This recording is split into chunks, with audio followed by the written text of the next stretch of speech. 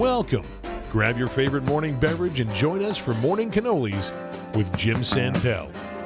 You don't know me, but I'm your brother. Sampling the news desserts of the week, here is your host, Jim Santel. Good morning and welcome to Morning Cannolis. This is, once again, our weekly review, our analysis, our description, our discussion of the most important stories in the areas of law, government, and the aspiration for justice in America. Thank you so very much for joining me once again on this Saturday, December 17th. It is the 351st day of the year, 14 days remaining in this calendar year. I'm delighted to have you with me.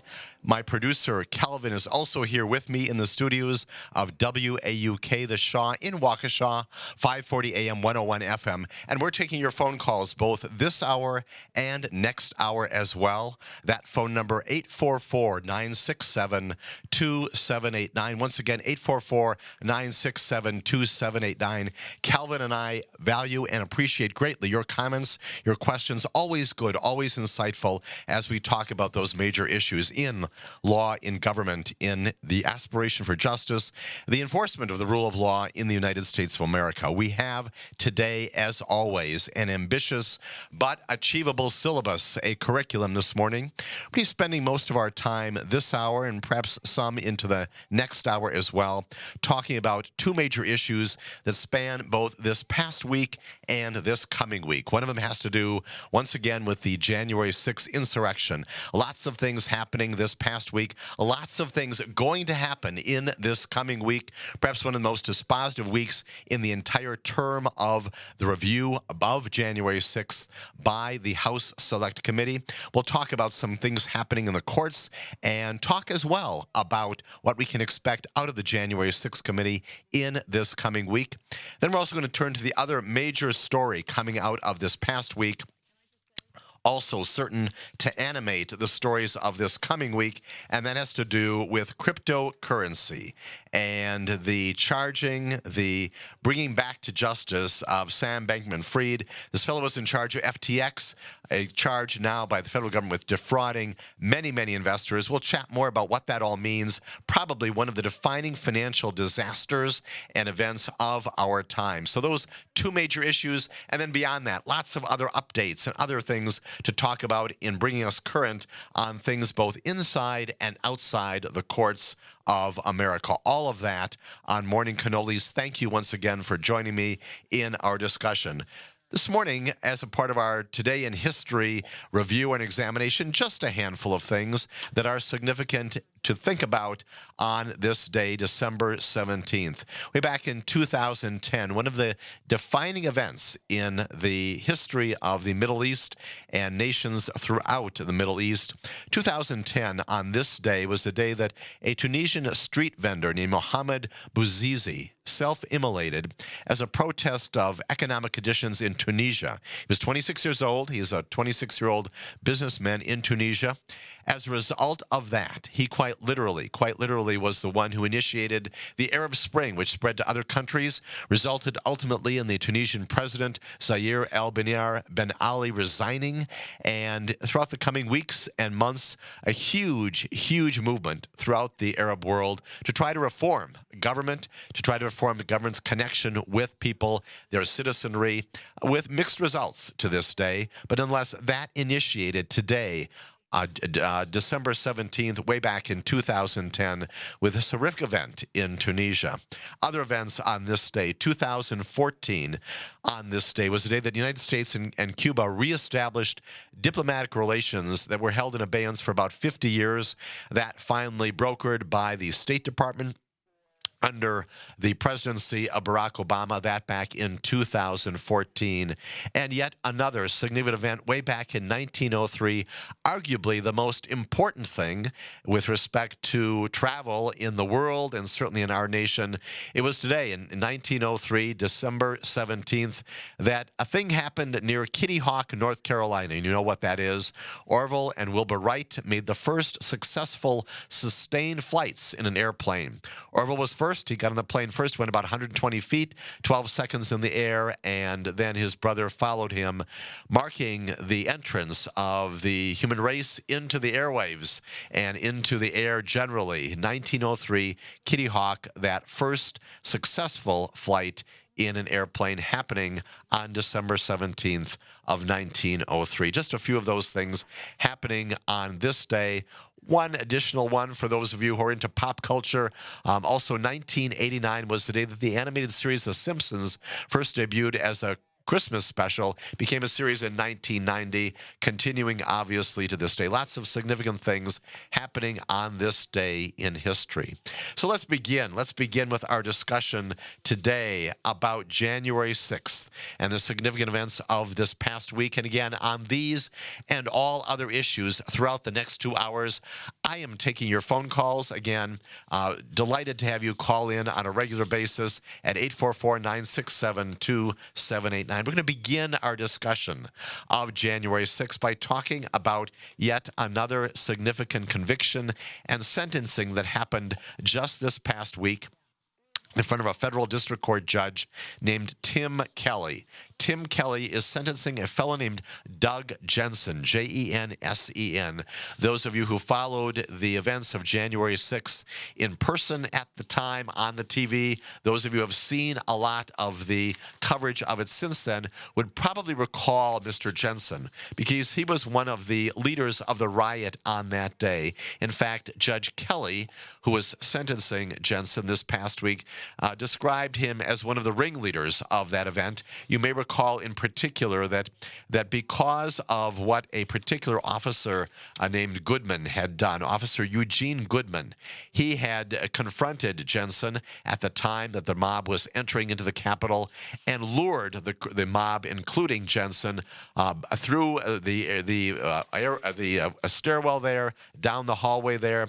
The judge this past week said Goodman had effectively prevented some bloodshed by luring Jensen and the mob away from the Senate chamber. Prosecutors, during the course of the sentencing this past week, called Jensen the poster boy of the insurrection, and that he had emboldened this attack as one of the first of the 10 rioters who breached the Capitol, again, because of what Officer Goodman had done, luring them away from the Senate, probably prevented a huge amount of bloodshed and other injuries at that time. Significantly, Jensen, in appearing before the judge for his sentencing, based upon his events, his activities of that day, seemed to me to squander an opportunity for some degree of leniency. He gave a fairly tepid statement at the hearing, expressed very little remorse for his crime, said a little more than, I want to go back to being a family man and to a normal life before becoming involved in politics. Judge Kelly, as I indicated, criticized that statement, noting that the defendant showed little remorse, acknowledgement of any responsibility. Prosecutors, they indicated, emphasizing this very important and unique, pivotal role that Jensen had played during the attack. One of the assistant U.S. attorneys prosecuting the case specifically said that Jensen was trying to fire up a revolution. He forced Officer Goodman to retreat and went on to say that Jensen had gambled on the fact that Goodman wouldn't pull the trigger of his firearm because of the size of the mob. Officer Goodman was heroic. So once again, we've got a situation where an officer is showing tremendous heroism, preventing the loss of more lives on January 5th, and also ultimately resulting in this conviction and the sentencing to 5 years in prison this past week by Judge Tim Kelly, the district court in the District of Columbia, of Doug Jensen, Jensen, that I identify as one of the lead-ins for what's going to be happening in the coming week. And we know what that story is all about. We know that in the wake of quite literally 900 or more of those kinds of prosecutions, Jensen prosecutions out there, those continuing to be prosecuted by the D.C. U.S. Attorney's offices, by the U.S. Department of Justice on a regular basis. We know as well that the House Select Committee on January 6th is right now going to be conducting one of its final, if not its ultimately final, hearings on Monday. having conducted 9 already, a 10th to be conducted on Monday, and then also issuing its major report, which we have been waiting for ever since it began its work way back about a year or so ago. The chief of that committee, the chairman of that committee, has said that on Monday they will conduct a final hearing. He said it could very well include some new evidence, and along the way, he has indicated that there will be some releases of information on Monday, and probably some addendums to that as well. Benny Thompson is the chair of that committee. He said that the panel aims to get that final report to the public this coming week. He said he'll get all 8 chapters and the executive summary on Monday, attachments released on Wednesday. The hearing, again, on Monday, also expected to be somewhat shorter than the others that the committee has previously conducted in its 2-hour televised meetings, but it will nonetheless be an official business meeting of the committee, and obviously America will be turning its attention to that committee meeting this coming Monday. Significantly, the chair has also indicated that the committee is right now considering making criminal referrals to the United States Department of Justice. He said there could be 5 or 6 of those in different categories, including to the Department of Justice, including to the Federal Elections Commission, and also the House Ethics Committee. What is that all about? What does that mean to make a referral of prosecutions, referral of individuals to those various entities?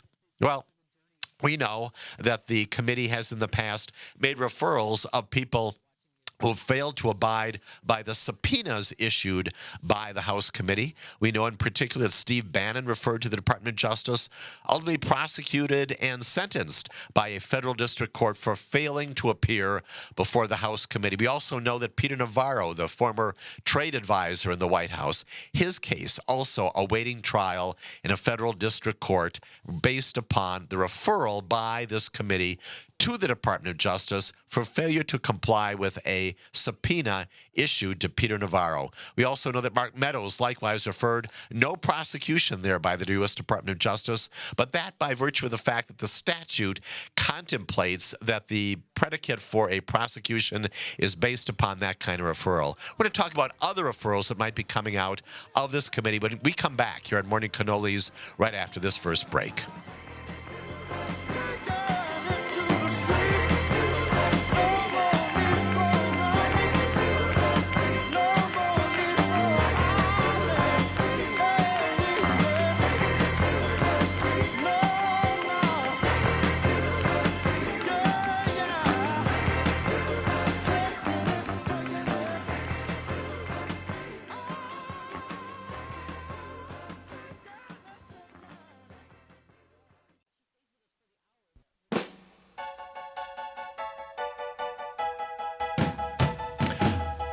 Welcome back to our Saturday morning discussion of these major issues in the area of law and government and justice in America. We're talking in this first hour of Morning Cannolis once again about January 6th, reviewing right before the break a significant sentencing of one of those people who broke into the Capitol, the rioters on January 6th, and now moving to focus more on the work and the likely conclusion of the work by the January 6th House Select Committee on the riot of that day. Benny Thompson, the chair of that committee, announcing that there will be a major hearing coming up on Monday, and the release on Monday and perhaps again on Wednesday of some written materials supporting the findings, codifying what the committee has done, and perhaps making recommendations. And those once again are important because the principal bases upon which the House committee has acted, the principal bases upon which any committee of the Congress acts, are really twofold. One is oversight, providing some information about things that have happened in America, determining how government works and perhaps doesn't work in some instances, and then also making decisions about how things should be viewed and perhaps regulated. New legislation, and Benny Thompson has talked about the possibility that this upcoming report, including the articulation of it during the upcoming hearing, will also include recommendations for legislation. So we'll wait to see what that is all about, what he is talking about in particular. But he's also indicated that he's going to be making some referrals of cases of individuals to various entities inside government. The House Ethics Committee might be among them. That, again, a committee of the House of Representatives responsible for viewing the behavior, the conduct of members of the House of Representatives. Also, the Federal Election Commission, as you know well, responsible for overseeing federal elections, determining whether or not there have been violations of federal elections laws, and perhaps at the top of that list, some referrals being made to the Department of Justice. And again, right before the break, we talked about the referrals made to this date based upon the decisions of various subpoenaed witnesses not to appear before the House committee, and the prosecutions of at least two of those three, namely Steve Bannon and the continuing trial coming up again soon of Peter Navarro. So we know that there could be more referrals based upon failures to appear, but there's an awful lot of sense that those referrals might also go into substantive areas of the law, some substantive areas which should include these kinds of things: insurrection, promoting, advancing, somehow aiding and abetting the insurrection at the Capitol on January 6th. That's one huge area that they might be referring various individuals to the Department of Justice under that theory. A second theory, obstruction of official proceedings. Again, a discrete kind of conduct, again, related to the fact that on January 6th, what was the Congress doing? They were counting the ballots from the Electoral College. So obstruction of that official proceeding, that could be a second area for referral of individuals to the Department of Justice for criminal prosecution. And third, conspiracy to defraud the United States. That also a major area for possible prosecution by the United States Department of Justice, perhaps being considered already. And that leads me to the principal point that I would make just in the area of civics, which is that we all understand the reasons for identifying through this reporting, through the committee meeting on Monday, the results of their investigation, what they have done. It is important that America consumes that and identifies not only what they have found, but also the recommendations, as I said, for legislation, other kinds of things that should happen down the road. The civics point I would make this morning is that while it may be significant in terms of identifying for the public what the committee itself has found, recommending these various charges for conspiracy to defraud the United States of America, obstruction of official proceedings, and even insurrection, none of that is necessary. None of that is part of the obliged procedure here.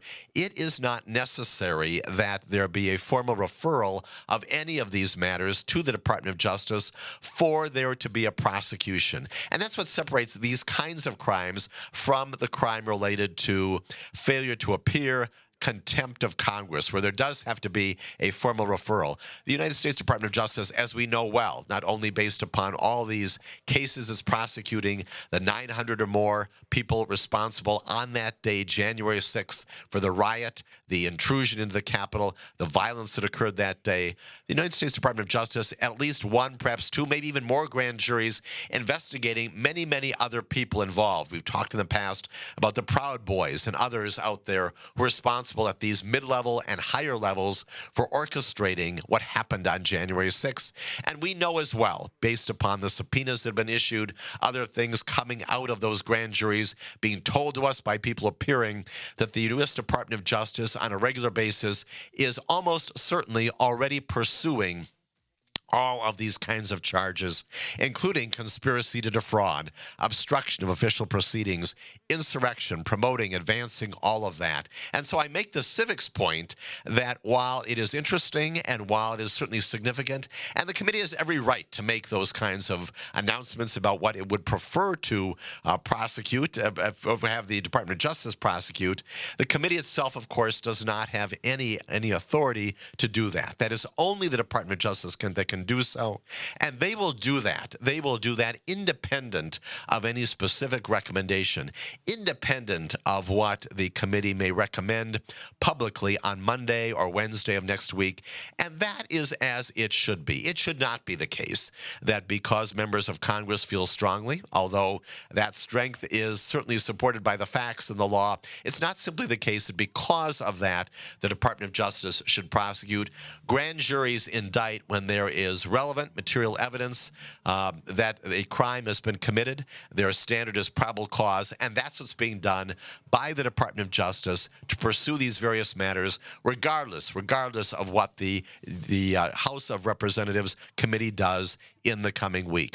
We'll talk more about that and about other matters related to January 6th as we continue our exploration this morning of events related to the attack on the United States Capitol.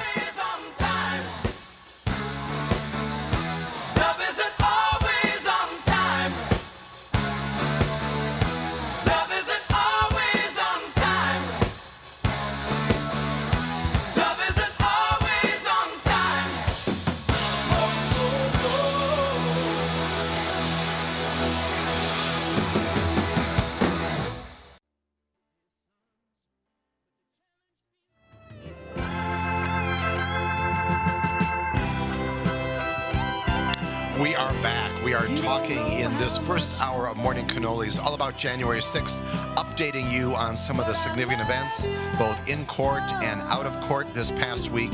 And again, looking forward this coming week to a major presentation by the House Committee presenting its findings of its investigation over the period of the past year, and perhaps also making recommendations about legislation, and significantly likely making referrals of criminal prosecutions to the U.S. Department of Justice. And I was making the point, the civics point, right before the break, that consistent with the independence of the United States Department of Justice, referrals like this do not compel the United States Department of Justice to prosecute a particular case.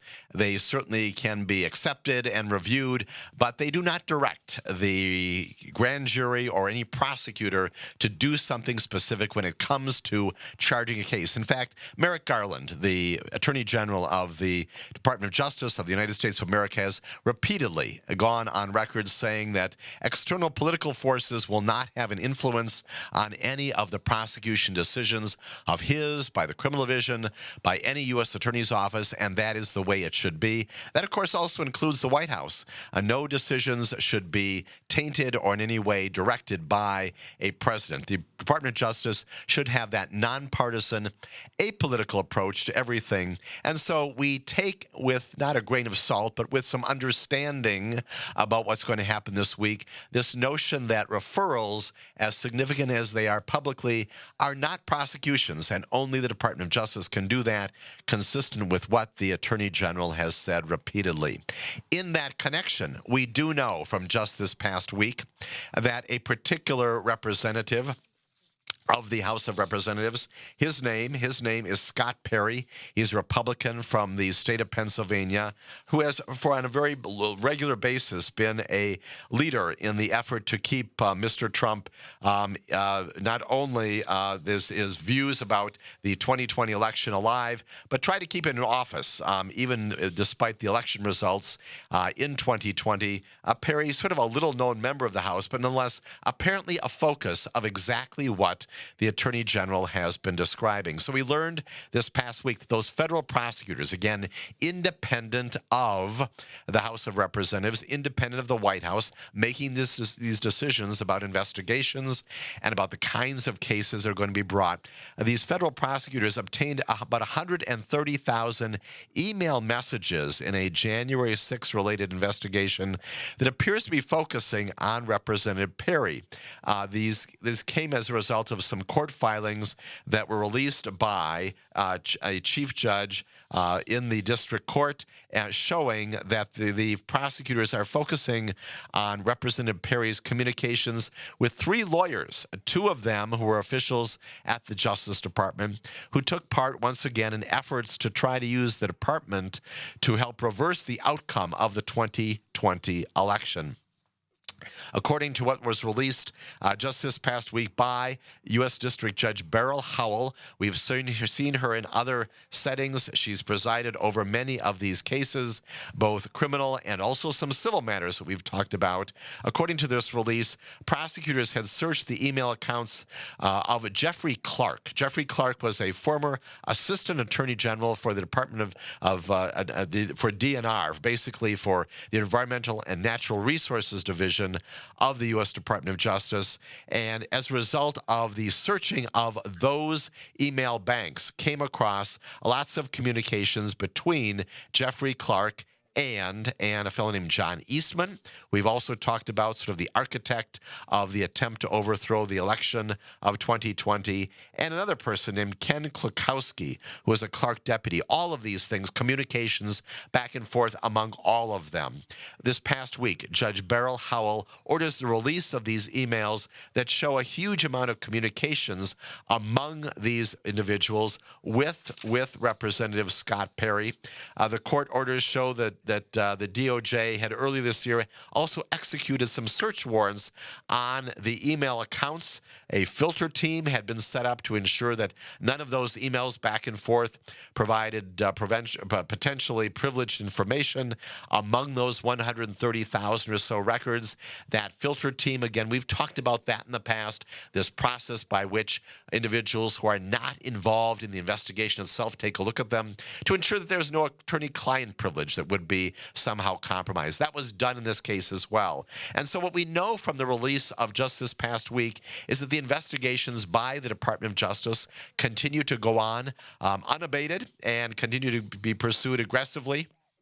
We know that the special counsel responsible now for oversight of all of this continues to work on this aggressively, even as we anticipate this week the announcements by the House committee of its finding, its result, and likely some proposals for legislation, and perhaps as well, some referrals, again, criminal referrals, people they would like to see be prosecuted by the United States Department of Justice. Again, the Scott Perry matter, an indication of the extent to which the Department of Justice is looking broadly, looking widely at the kinds of people at highest levels who may have been involved in orchestrating, otherwise being responsible for January 6th. As always, we take your phone calls, your questions, your comments.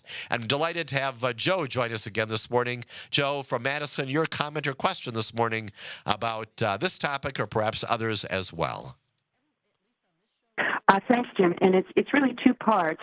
First off, thank you so much for this clarification of understanding that Congress can refer, but the Department of Justice basically does their job. That's and maybe it goes forward, maybe it doesn't. It's based on whether there is sufficient evidence by what the Department of Justice finds to justify having charges. And I'm curious to know two things then. Number one, has there been other cases where a committee within Congress has recommended criminal referrals to the Department of Justice? Has there been a time when the executive branch has said, the president has said, I would like to see criminal referrals of so-and-so to the Department of Justice?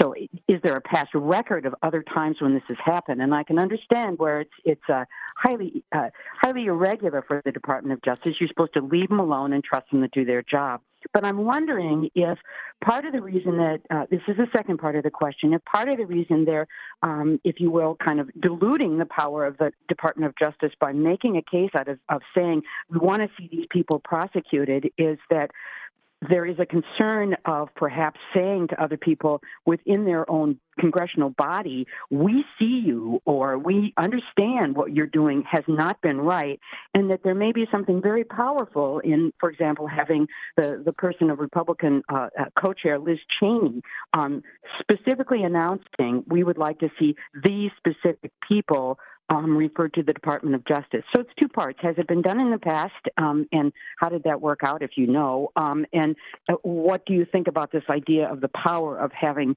this public stance of we spent all this time investigating, and this is what we think? So thanks, Jim. I'll take my answer off air. As always, Joe, thoughtful questions and comments about what this means, putting in perspective as we go ahead this coming week. I'm going to take the second portion of that first and get back to the first question second, if you will.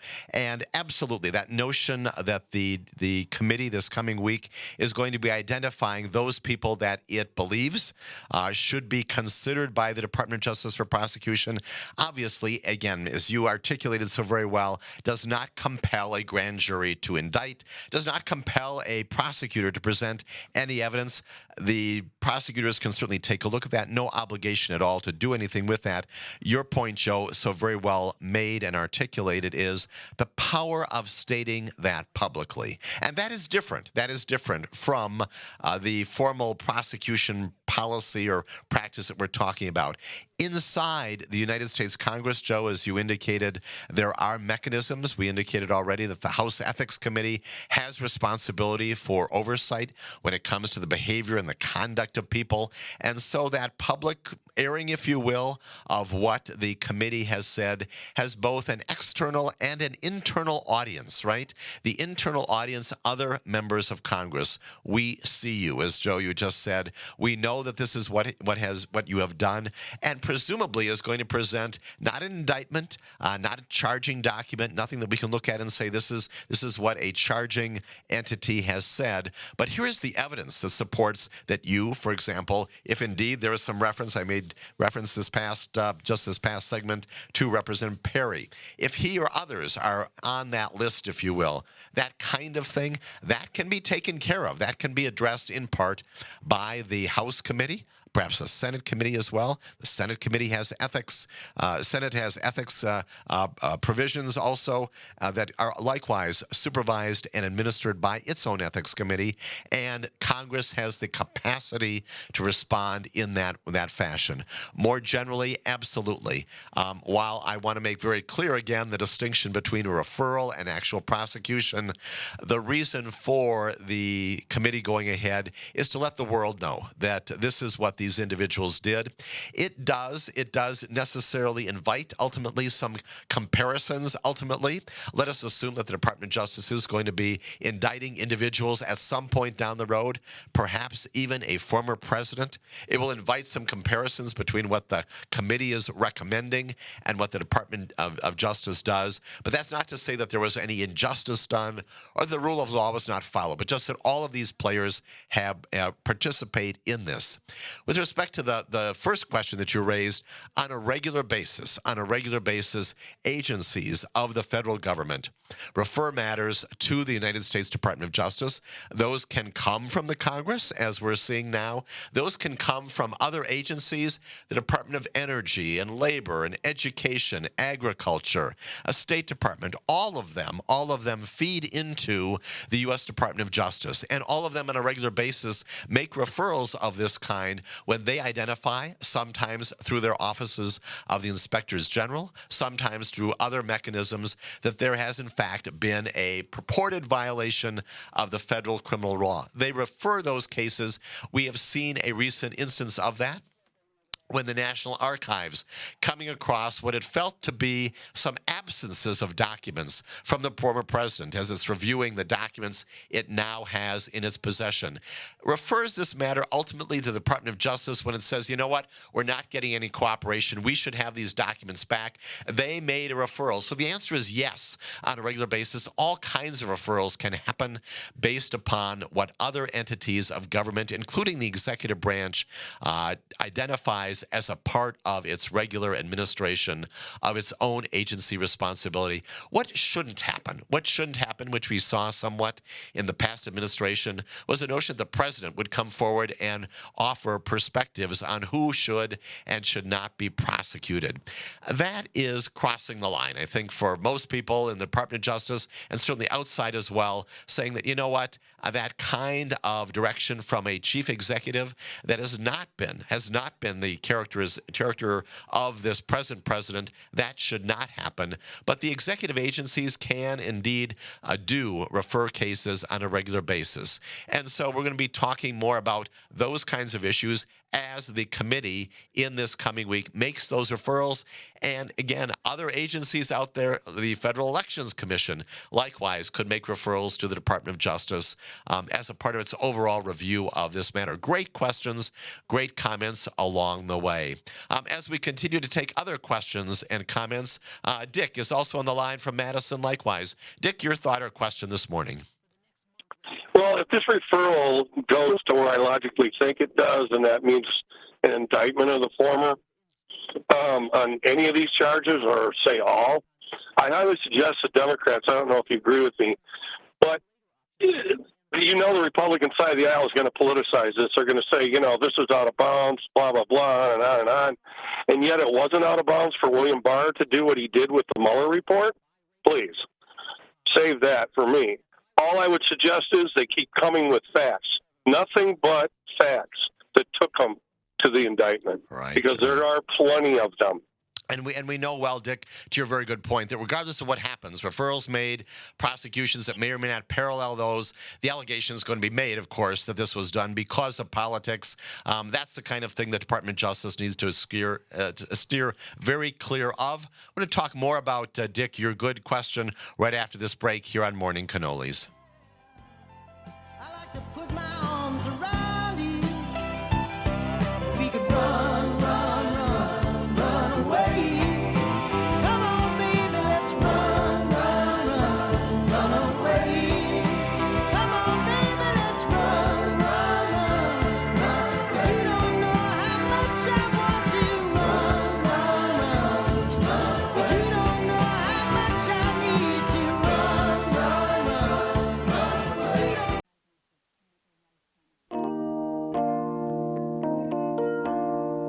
And we are back for our final segment in this first hour of Morning Cannolis. Right before the break, I was chatting with Dick from Madison, who was raising this issue about the politicization of potential charges. And that is always a concern here, right? Especially coming from a House committee that is populated principally by Democrats. The allegation is going to be made, of course, that the referrals prompt the Department of Justice to act, which is not the case, should not be the case. But nonetheless, those criticisms likely to come. Dick making the very good point that whatever the report says, whatever the final meeting on Monday reports on, should be premised upon facts, facts, facts. What happened, who did what, who communicated with whom, and that's the focus that the country should have on the matters coming out of January 6th and the reports of this coming week. That's also, of course, should be the focus of whatever indictments should issue, and those will probably not come out this coming week, but those should likewise be the focus of America when it comes to what's inside the indictments. What are the facts of those indictments? What's alleged in them? What does the grand jury say actually happened? And presumably for what I still believe is the great majority of Americans, those who do not want our Department of Justice politicized and have advocated against that, will look to those facts and determine whether or not, based upon the material relevant evidence presented at trial, previously presented before a grand jury, there is sufficient evidence beyond a reasonable doubt to find that those crimes were committed. So again, important to focus upon facts.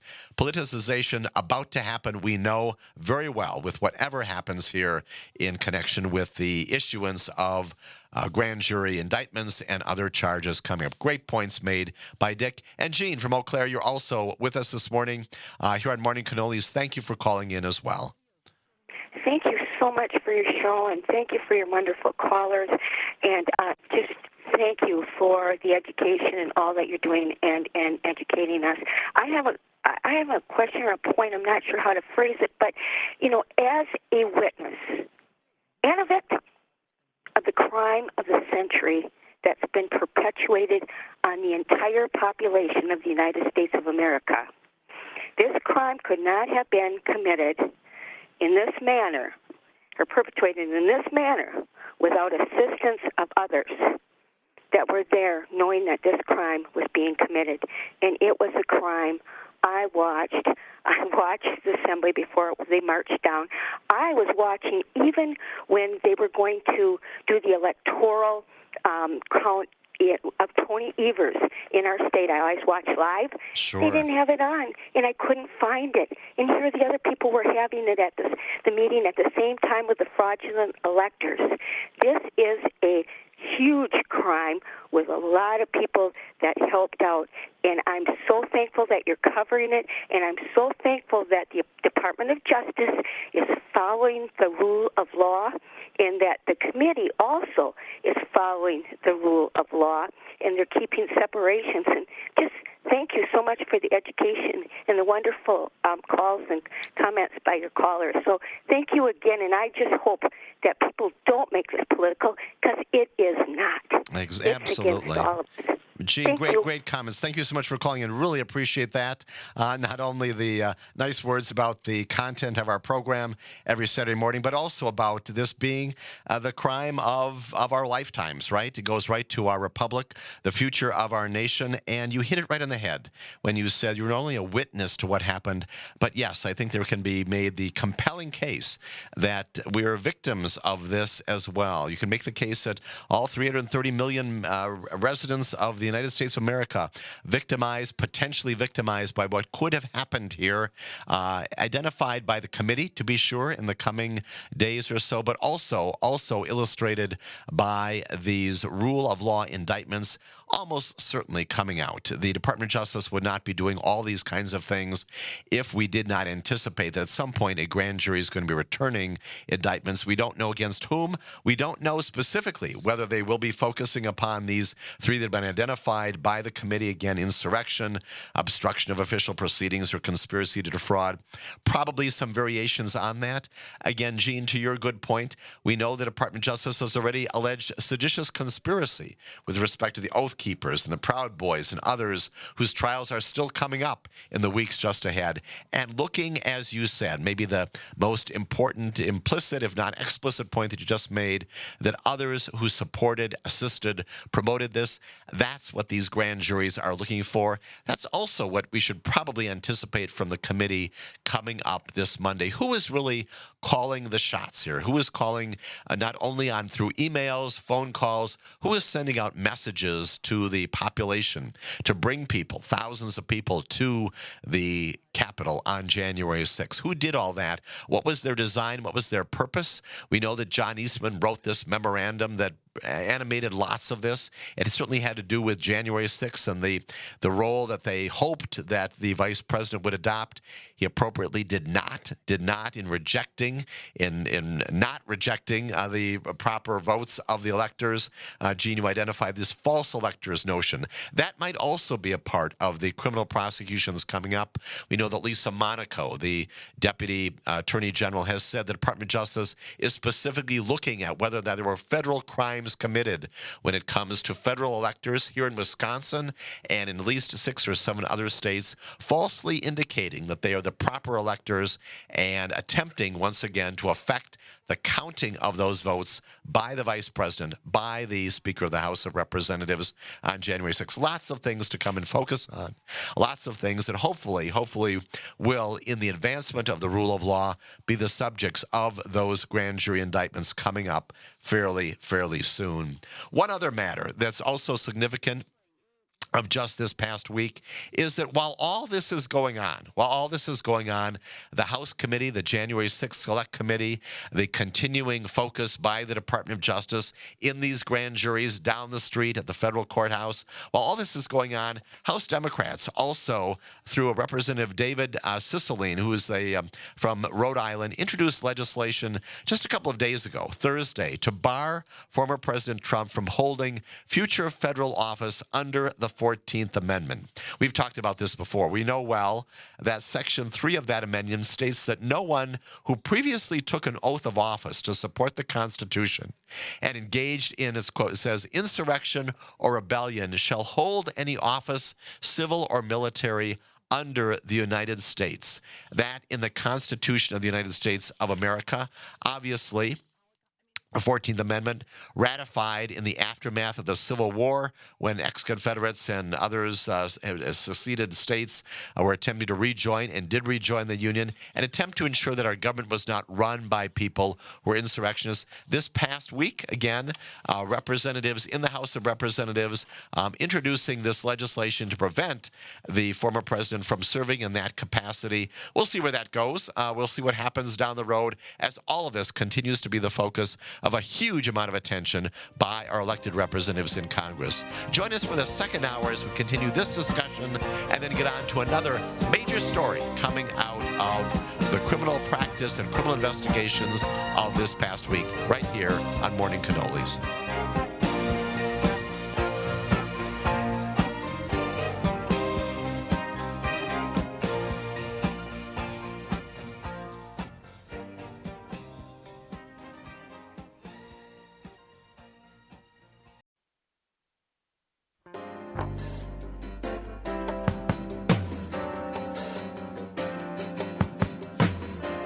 Welcome. Grab your favorite morning beverage and join us for Morning Cannolis with Jim Santel. You don't know me, but I'm your brother. Sampling the news desserts of the week, here is your host, Jim Santel. Welcome to our second hour here on Morning Cannolis. This morning, as every Saturday morning, doing our weekly review, our analysis, our discussion, our description of the law, government, aspiration for justice stories in our nation. We spent most of the first hour this Saturday morning talking about January 6th. Once again, it is a big week coming up in Washington, D.C., not only because the House Select Committee on January 6th going to have a major hearing on Monday, the last of its 10 hearings in its series begun well over a year ago, but also going to be issuing a major report. Something to read, something to digest, something to analyze, probably making recommendations about new legislation that should come in the wake of January 6th. And also, highly likely, the committee is going to be making some criminal referrals to the Department of Justice. We chatted about the meaning of those, the significance of those, not principally for animating the Department of Justice to charge anyone, but for letting the American public know about the findings and the likely conclusions that one draws from the conduct of various individuals involved in January 6th. As Gene, our caller in the first hour, indicated, the people who are assisting, supporting what happened on that day. A big week coming up. Also a big week for one other significant reason, also on Capitol Hill on Tuesday. Unrelated, but perhaps in some ways related to January 6th, the House Ways and Means Committee, again, a different committee, not the House Select Committee on January 6th, is going to be taking a very significant vote. What are they voting on? They're going to determine whether or not to disclose in part or in whole the former president's tax returns. Remember this issue? The former president had sparred for a long period of time with the House Ways and Means Committee about its request, its subpoena to the Department of Treasury to compel that agency to produce the former president's tax returns, something that virtually every other candidate for the presidency has done in American history. Donald Trump saying no, he would not do that based upon the fact, as he said, that he's under audit, a matter that does not prevent an individual from disclosing them if he wants to do so. But nonetheless, this sparring going on in the courts for many, many years, ultimately going to the Court of Appeals in the District of Columbia, ending up at the United States Supreme Court that refused to overturn a Court of Appeals order directing that indeed the tax returns go from the Treasury Department to the House Committee so that it can review those, again, for legislative purposes, for oversight purposes, other legitimate reasons of the House Ways and Means Committee. House Ways and Means, as you well know, responsible for, among other things, putting together a budget every year. This is where our budget begins, according to the Constitution, in the House of Representatives. The House Ways and Means Committee, hugely powerful, responsible for that activity. This coming Tuesday, going to vote publicly on whether or not some or all portions of those tax returns now in its possession will be disclosed to the American public. Needless to say, going to grab more headlines, to be sure, on Tuesday. Not clear we're going to see those tax returns on Tuesday, but a decision by that House committee, again, right now, chaired by a Democrat and populated by a bare majority of Democrats.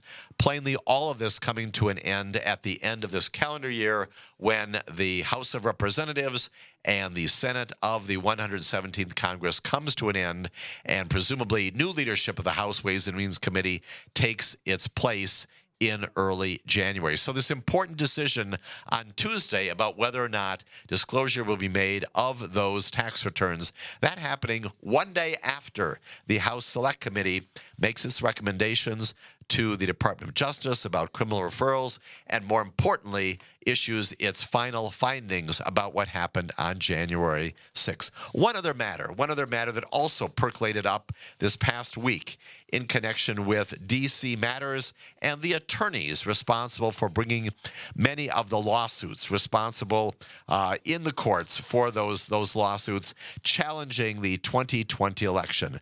Rudy Giuliani, a sometimes senior advisor to the president, former U.S. attorney in the Southern District of New York, former mayor of the city of New York, plainly a major figure in American politics, the subject of disciplinary proceedings now in front of the D.C. Bar Disciplinary Counsel Office. That's the group in the District of Columbia that oversees the credentials, the capacity of people to practice in the District of Columbia. This past week, that D.C. Bar Disciplinary Council recommended to a full committee that the former President Donald Trump's personal lawyer, Rudy Giuliani, be disbarred, be removed from the list of people who can practice law in the District of Columbia. The office announced this tentative finding during disciplinary hearing this past Thursday, finding that Giuliani had violated ethics rules in the District of Columbia when he filed a 2020 federal lawsuit, among many others nationwide, to prevent the certification of Pennsylvania's election results. So that action prompting the D.C. Disciplinary Council to review that conduct, making a recommendation to the full body that Rudy Giuliani be disbarred based upon that conduct. We know as well that this is not the only place that Rudy Giuliani and others like Jeffrey Clark and John Eastman and Sidney Powell also being the subject of a lot of review by bar counsel, by disciplinary groups looking at the legitimacy of their bars, having filed nationwide these frivolous lawsuits challenging the 2010 results, finally bringing to some, if not clear resolution, to those people who ask, what about the responsibility of lawyers who bring these frivolous lawsuits, knowing that there is no there there? Rudy Giuliani having in various venues, and one in particular notoriously saying, we've got a lot of theories, we just don't have a lot of facts. Well, that gets you into trouble as a lawyer, and indeed this past week, the D.C. Bar Disciplinary Council finding that for saying those kinds of things, bringing lawsuits around the country, including in Pennsylvania, recommending that Rudy Giuliani's bar license be removed, be yanked from him, if you will, that he be disbarred from his capacity to serve in the future as a lawyer in the District of Columbia. Those things going on in other jurisdictions as well. So lots of things happening this past week, this coming week in the District of Columbia. A programming note, I will comment that on Monday, I'm going to be appearing on this network of civic media late in the day to talk about the results of the committee meeting on Monday, presumably also talking later in the week about the report, depending upon when it comes out. Its content will be a regular this coming week. Next Saturday, we're not doing a regular presentation of Morning Cannolis, but coming back on January 31st. January 31st, in a week from this coming Saturday, 2 weeks from today, to do a final wrap-up of significant issues, significant events, occurrences, and actions in the areas, once again, of law, of justice, and government, the rule of law in America. That happening on the 31st of January. We're not having a show this coming Christmas Eve day on the 24th of January. But again, continuing this hour to talk about yet another major event, switching from January 6th and Washington, D.C., although also implicated by conduct by our U.S. Department of Justice. We're going to be talking now for the next hour and some other matters involving cryptocurrency. One of the most important things we take away from this is that even though not all of us may understand how cryptocurrency works, the reality is that what happened this past week and an understanding of what happened does not require an intimate familiarity with that process. So let's get into this with a couple of cases, one of which kind of skated underneath the radar, and another one which took major stage this past week when it comes to cryptocurrency and what has been called called one of the defining financial disasters of our time. Let's begin with one of these stories involving a fellow named Carl Greenwood. In 2014, he created something called OneCoin, which was one of these cryptocurrency agencies. Turns out that it was a pyramid scheme that conned billions of dollars from investors worldwide. This past week in New York, in the U.S. District Court in the Southern District of New York, brought by federal prosecutors this past week, Carl Greenwood pled guilty to fraud and money laundering charges brought by prosecutors there. Turns out, in the language of the charges against him, that though this OneCoin cryptocurrency process, this OneCoin agency, was marketed as cryptocurrency, it was never mined using computers, which is a key portion of cryptocurrency processes, and there's no public and verifiable blockchain involved in this as well. The value of OneCoin was not set by supply and demand, but rather by its operators, the prosecutors said. Greenwood, who is 45 years old, was arrested at his island residence in Thailand in 2018, ultimately extradited to the United States, where he pled guilty in Friday in federal court. According to prosecutors, once again, Greenwood's misrepresentations and lies were designed with one goal, and that goal was to get everyday people around the world, including right here in the United States of America, to part with their money, real money, and to line their own pockets to the tune of hundreds of millions of dollars, that according to a statement by the U.S. Attorney in the Southern District of New York. All of this, a significant portion of the Department of Justice's focus upon cryptocurrency agencies that are in fact rifled with and really the products of fraud. This particular defendant, Mr. Greenwood, is going to be sentenced on April 5th. So we'll look forward to that. And that as a way of entry into the other major story having to do with cryptocurrency this past week, and that is the charge of a fellow named Sam Bankman-Fried. Sam Bankman-Fried facing widespread charges of fraud being revealed this past Tuesday after the collapse of his cryptocurrency exchange called FTX. He was arrested in the Bahamas this past Monday. I'm going to talk in the remainder of this hour about what those charges are all about, why this is so significant, why the Department of Justice is once again looking at this as a way of addressing the fraud inside this particular cryptocurrency enterprise. Stay with us as we chat about that major fraud and the prosecution now being brought by the Justice Department.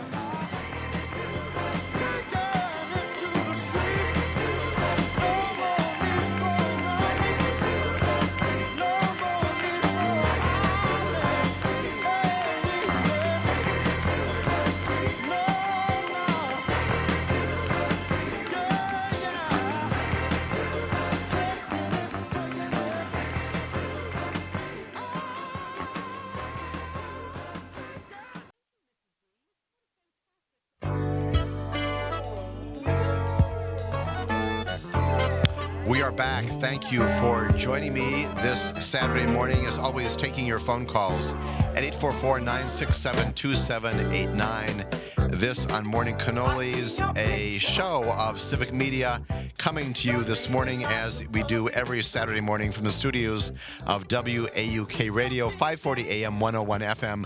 I'm joined in that studio by my ever-present, wonderfully professional producer, Calvin, taking your phone calls throughout this hour and in the future down the road as well. In this hour, we're talking about cryptocurrency, the prosecution of one defendant, the major prosecution announced just this past week of a fellow named Sam Bankman-Fried. Sam Bankman-Fried, sometimes referred to the media as SBF. What is the focus of this? Well, Sam Bankman-Fried allegedly defrauded his FTX customers. FTX is the cryptocurrency exchange that he put together and attempting to create, presumably, a cryptocurrency exchange. The allegation against him that he had defrauded those customers by using their funds not to advance finance the FTX cryptocurrency exchange, but instead for outside investments, things that Bankman-Fried himself was interested in pursuing, costs associated with a sister hedge fund called Alameda Research, a sister much affiliated hedge fund called Alameda Research, that also presumably in the attention of the Department of Justice, using those monies for costs associated with that group, and also to make tens of millions of dollars in political contributions as a result of this fraudulent activity. That's the basic focus of this allegation, these major allegations, plural, against Sam Bankman-Fried, just announced this past week. Specifically, what do we know about the charges revealed? We know that the U.S. Attorney in the Southern District of New York unsealed this past Tuesday a formal criminal indictment issued by a grand jury charging Bankman-Fried with lying to investors, describing exactly what I've described right here, to form the company and apparently fraud from its very start. Bankman-Fried facing 8 counts, including wire fraud on customers and lenders, conspiring to defraud the United States, and to violate campaign finance laws. That's very significant. Keep that in mind for just a moment or so as well. So an omnibus nature of this fraud as alleged in the indictment. U.S. Attorney for the Southern District of New York, fellow named Damian Williams, said this: "This is our first public announcement, but it will not be our last." He said that at a news conference this past Tuesday, announcing the unsealing of this criminal indictment. Now, why is that significant? Because it indicates plainly that this investigation continues to investigate exactly what Bankman-Fried did. And the reference to campaign finance laws suggests that there may be other people out there, perhaps in our political agencies and political offices around the country, who could also be implicated in this, either as victims or maybe even as perpetrators. We don't know. But plainly, the use of monies sent there by investors to invest in this cryptocurrency exchange to support campaigns, some of which are now being returned by some of those campaigns to FTX, all of that likewise prompting the focus of the U.S. Attorney's Office on campaign finance laws and where these monies may have gone. So that's not an insignificant part of this.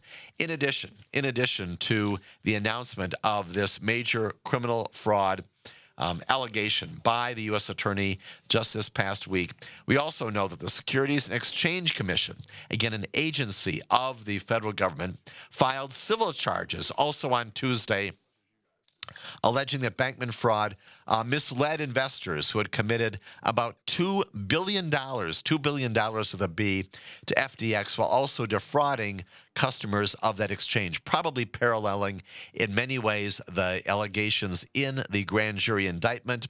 The Commodity Futures Trading Commission, which plays an important role in overseeing the crypto industry, also filed a complaint against Bankman-Fried, similarly charging him with fraud and misrepresentation. So all these agencies, in addition to the U.S. Attorney's Office, in addition to the Justice Department, charging him with fraud, defrauding customers of the exchange in the ways that I've just described.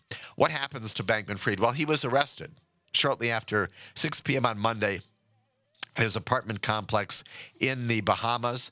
The timing of that, when he's going to be removed to the United States, was at that point unclear, but the extradition treaty with the United States is in place, could take weeks for that to happen, sometimes longer depending upon the proceedings there and here. But eventually, he will be brought back to the United States of America, appearing before a judge there, denied bail by a judge in the Bahamas, so he remains in custody while those extradition proceedings go forward, bringing him back to the Southern District of New York to face not only those charges, but presumably the charges also brought by the Securities and Exchange Commission, by the Commodity Futures Trading Commission, and by other folks who might be out there, probably civil lawsuits to follow as well.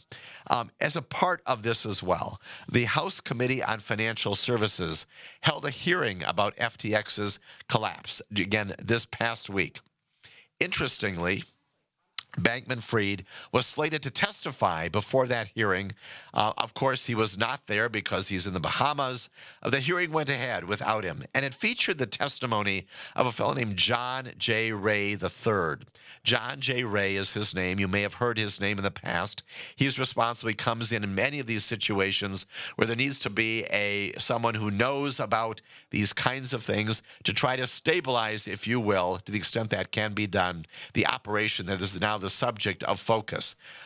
John J. Ray spent nearly 4 hours testifying before this House Committee on Financial Services, answering questions about what caused the FTX's implosion and the sudden recognition that all of this was built on a house of cards, that the investments made by the investors were, again, based upon nothing. Called an old-fashioned embezzlement by John J. Ray. We'll talk more about that right after this coming break.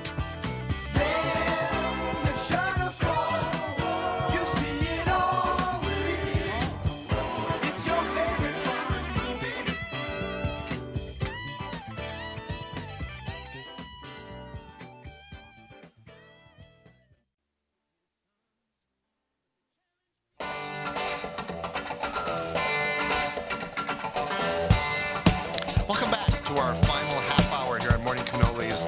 We're spending most of this hour talking about this major so-called old-fashioned embezzlement case that has been brought against Sam Bankman-Fried, the fellow who is responsible for initiating and operating fraudulently this thing called the FTX cryptocurrency exchange. And right before the break, I was talking about the appearance before the new chief executive of FTX. His name is John Ray, brought in to try to clean up the mess, if you will, presented by the massive fraud that he has already identified. Repeatedly, he has been asked to compare the collapse of this company to another famous failure that Ray also came in to clean up, and that is the Enron matter. Remember Enron from many years ago? Ray said before the committee this past week that they're very distinct disasters. They described both of them as financial disasters. He said the perpetrators of Enron's crimes were highly sophisticated, whereas the FTX executives are simply engaged in what he called old-fashioned embezzlement. Nonetheless, he described a complete lack of record keeping, complete lack of basic fiscal operations, kind of horrified, if you will, by what he saw. Now responsible for trying to straighten some of this out. The company, needless to say, also in bankruptcy, as indicated before the break. Likewise, also involved with the SEC and with the Commodities Futures Trading Commission as its woes are further identified going forward here. Lots of things to take a look at. Lots of things are going to be the subject of great focus here.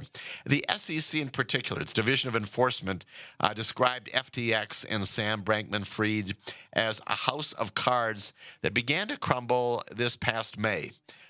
In remarks before the media just this past Tuesday, the director of the SEC's Division of Enforcement, Gurbir Grewal, said that FTX operated behind a veneer of legitimacy, giving Bankman-Fried and others this capacity to solicit, obtain monies, that he created this company, but repeatedly touted risk controls and claimed that the assets were safe when, in fact, all of this was false and fraudulent. Huge amount going on here. Now, you may well ask, well, gee, why is it? Why is it that if this matter is being prosecuted in the Southern District of New York, how is it that FTX and Bankman-Fried are based in the Bahamas? And why is it that again, the U.S. Attorney's Office in New York is the one who's doing this? Well, there are a number of different possible reasons for that. This is the moment of civics inside this particular prosecution. We'll find out more about this, but the simple answer is that some part of the activity that prompted the accusations that took place within the Southern District of New York happened there, probably including Manhattan, the Bronx, maybe some of the adjacent counties. So some of these activities, even though FTX and Bankman-Fried located physically, geographically located in the Bahamas, some of those activities probably took place in New York.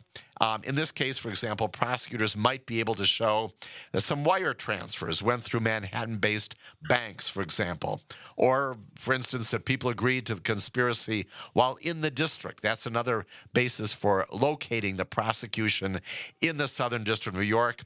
Or it could be that customers in the district were defrauded. All sorts of bases upon which you could could locate the prosecution in New York City and the Southern District of New York in particular.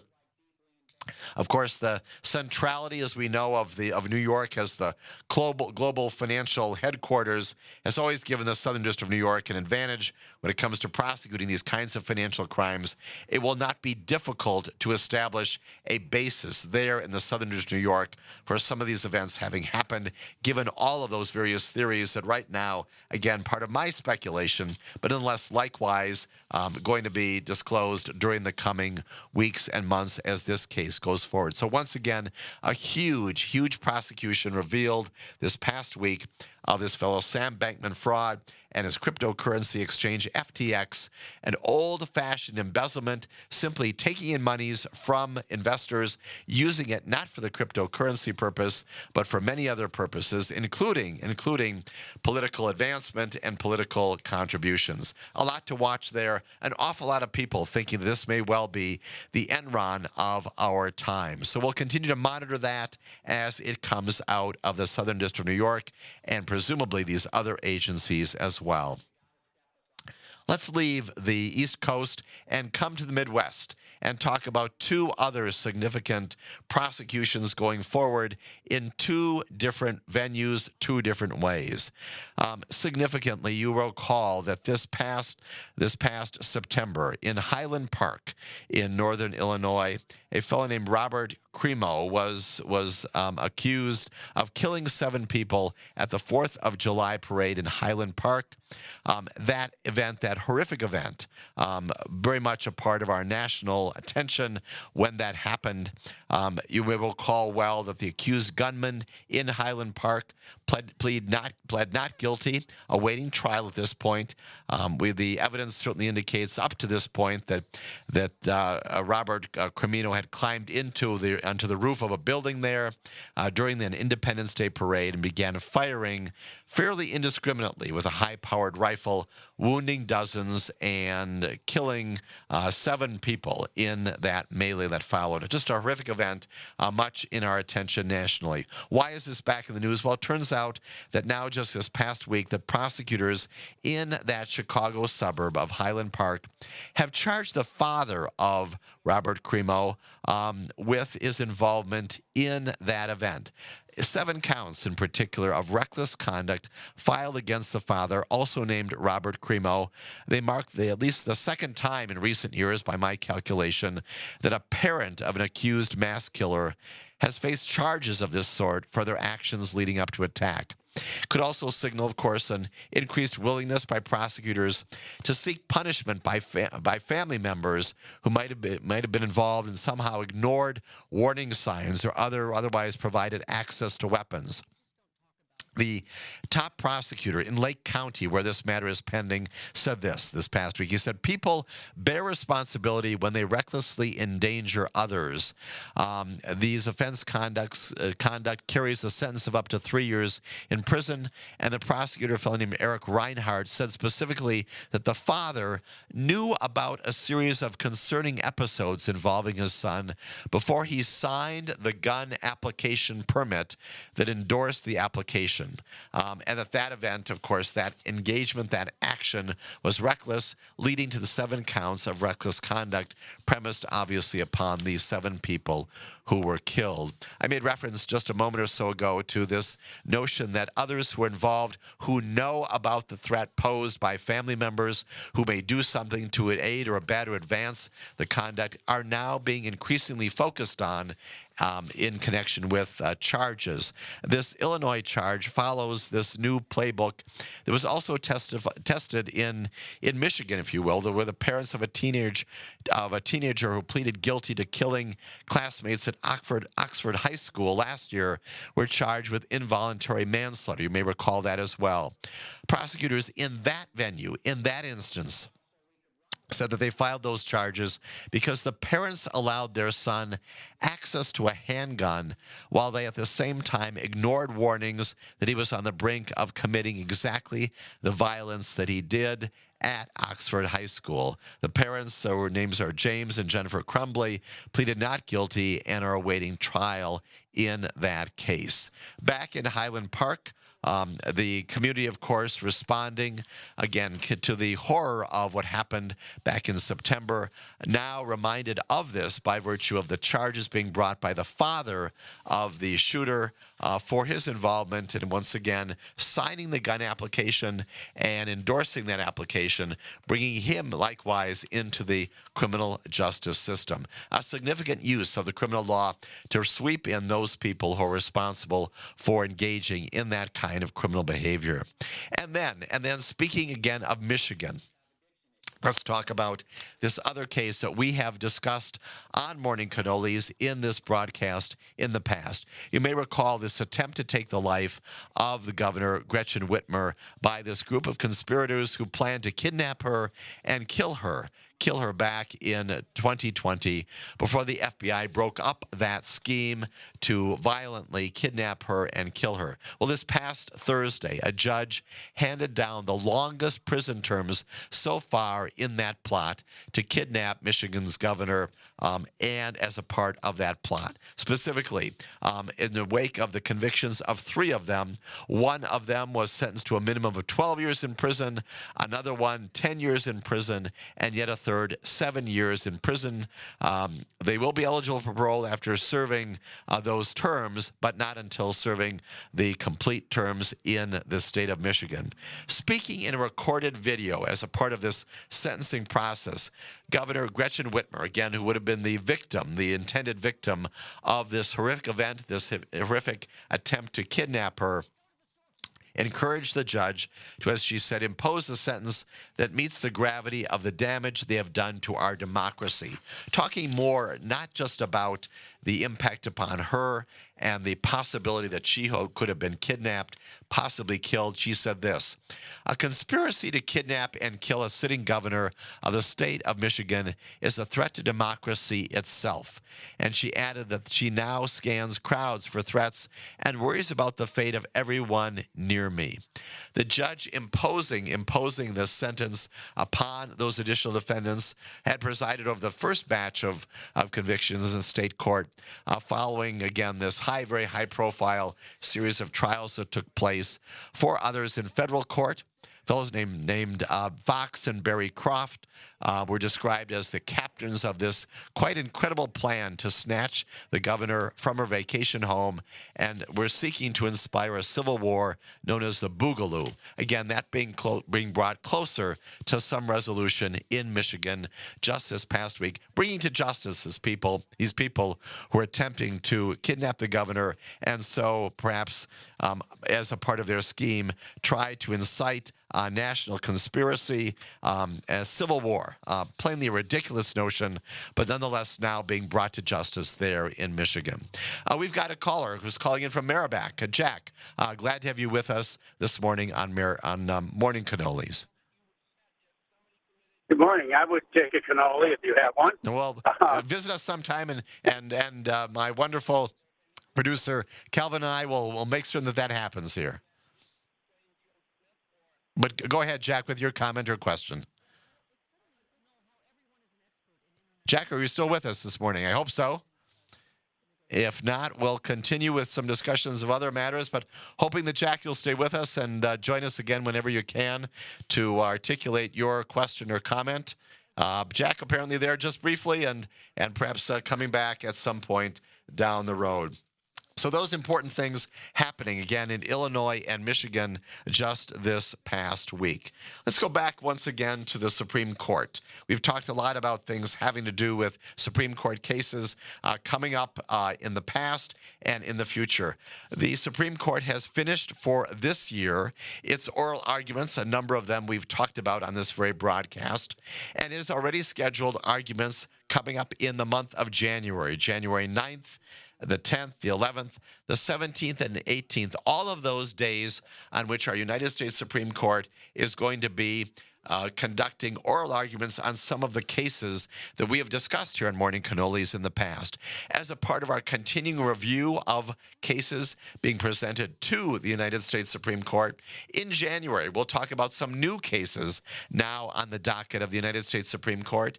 To this point, to this morning of December 17th, the Supreme Court has accepted 50 different cases. It has granted certiorari, which is the legal way of saying send to us the record of lower courts in about 50 different cases, including various things that we're going to be discussing in January. Also significant that as a result of its return to business in January, it's going to be returning to the tradition that it pursued prior to the pandemic of announcing its decisions in court. And so we're looking forward to that perhaps in the new year, certainly in May and June, returning to in-court announcements of its opinions and also, of course, conducting further oral arguments. Come back for our final few moments here on Morning Cannolis right after this break. Blood is the rose of mysterious union. Dead blood in the streets, it's up to my ankles. Blood in the streets, it's up to my knee. Blood in the streets, the town of Chicago. Blood on the rise, follow it.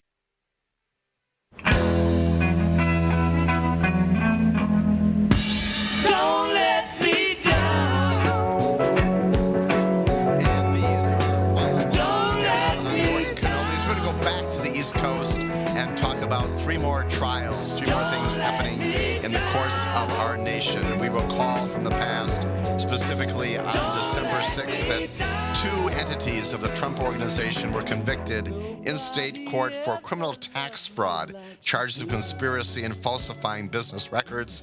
Sentencing of the corporation scheduled for January 13th. The defense already saying it's going to appeal that conviction of December 6th. Again, that tax fraud case involving, you may recall, Ellen Weisselberg, the CFO, testifying about these tax improprieties by the Trump companies. Why is this back in the news? Well, it turns out that during the course of that investigation and the oversight of that matter by the judge who was presiding over the case, the Trump Organization was secretly held in contempt for hindering the probe of that matter. Specifically, the finding revealed this past week that the Trump company impeded a grand jury investigation by repeatedly failing to turn over evidence in a timely fashion, leading to a secret contempt finding, again, not disclosed, and a $4,000 fine, according to some records that were finally made public this past Tuesday. The matter is significant because it adds yet another wrinkle in this continuing focus of the Trump Organization there in Manhattan. We know as well that the state attorney general, Letitia James, continues to pursue her civil matter. This again coming out of the criminal matter in which the Trump Organization, at least two of them, were found guilty, a finding of contempt even while the investigation of that going on for failure to turn over evidence in that case. Then we also have Steve Bannon back in the news. You may recall well that Steve Bannon was charged in September of this year for his role in a group that had raised millions of dollars promising to build a private wall along the U.S.-Mexico border. Allegedly pocketed funds instead. You may recall as well that the U.S. Department of Justice had initially charged him with that same offense, and Steve Bannon had been pardoned by the former president, and therefore that prosecution, that federal prosecution, brought to a conclusion. Well, it turns out that the state of New York decided to charge him in violation of state law in that jurisdiction and in the connection with that matter. The judge has recently scheduled his trial to go forward in November of 2023. That judge, his name is Juan Merchan. And he said that that trial will, in fact, proceed in November of 2023. All of that significant because of the continuing matters of Steve Bannon and his involvement in that case there. So we now have that trial date in November of 2023. Steve Bannon maintaining that these charges against him are political cases. His attorneys saying they wouldn't have been brought if they weren't political cases. It's like the elephant in the room. You're not allowed to talk about it, but there's a reason why this case was brought. Claiming once again that it's premised upon politics and not the evidence that prompts these prosecutions. Plainly going to be the subject of that prosecution, that trial coming up in November of 23. We will continue to monitor that as well in front of Juan Merchan, again, the judge presiding over that case. And finally, yet another matter that we have not talked about before, but also a federal lawsuit accusing former President Donald Trump and his family of promoting a pyramid scheme is going to go to a trial on January 29th of 2024. At the start of what plainly, as we all know, is the start of a presidential election year. This is a lawsuit, again, we haven't chatted about it before, brought anonymously in October of 2018. This one alleging that the Trump Corporation promoted a multi-level marketing scheme, kind of a pyramid scheme, through a company called ACN Opportunity LLC. It operates under the name American Communications Network, Law, and so forth. This lawsuit brought in October of 2018, four plaintiffs in that particular case bringing these charges in a federal court, specifically alleging that Trump and members of his family should be held liable for lending that Trump and his children engaged in. This pyramid scheme that broke state and federal laws around a racketeering and conspiracy to racketeer charges alleged in that case. The Trump family, according to the allegations in that case, falsely endorsed and promoted ACN by insisting that this enterprise, according to the claim in this case, offered a reasonable probability of commercial success and even embedded advertisements on the show, but the Celebrity Apprentice, which was on the airwaves at that time. In exchange, they allegedly received millions of dollars in secret payments. Again, all this according to this federal lawsuit brought against the Trumps in federal court. The lawsuit also goes on to say that the Trump family's promotion of ACM encouraged the plaintiffs to invest hundreds of dollars into the company, but they never reaped any benefit from that investment. That trial, again, going forward in January of 2024, again, significant because it is the start of the presidential election year. We know that the former president has announced that he is a candidate for the presidency and presumably will be campaigning at that time. As we begin to conclude our hour, we do have Jack back from Merrimack. We'll take him right now. Jack, briefly, your comment or question as we begin to conclude our conversation this morning. Yeah, thank you for taking me back. I apologize. Out here next to Lake Wisconsin, sometimes I've got to move a bit to get decent reception. I understand. Anyway, go ahead, Jack. Your comment or question.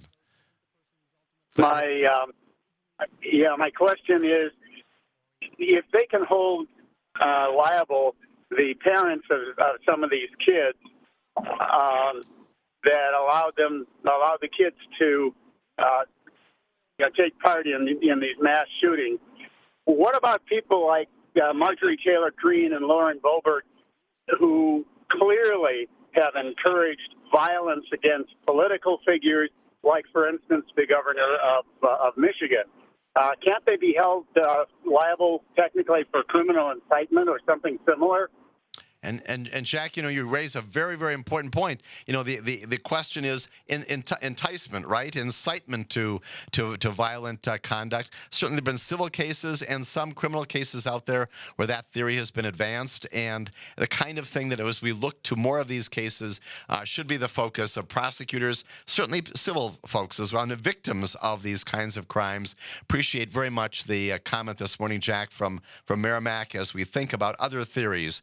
And we're going to conclude now our morning presentation here of Morning Cannolis. Remember, this coming week on Monday and perhaps on Wednesday as well, I'm going to be back on the radio broadcast of Civic Media talking about the January 6th House Committee meetings. Stay with us for that this coming week. Have a good weekend, everybody. We'll talk with you again very soon.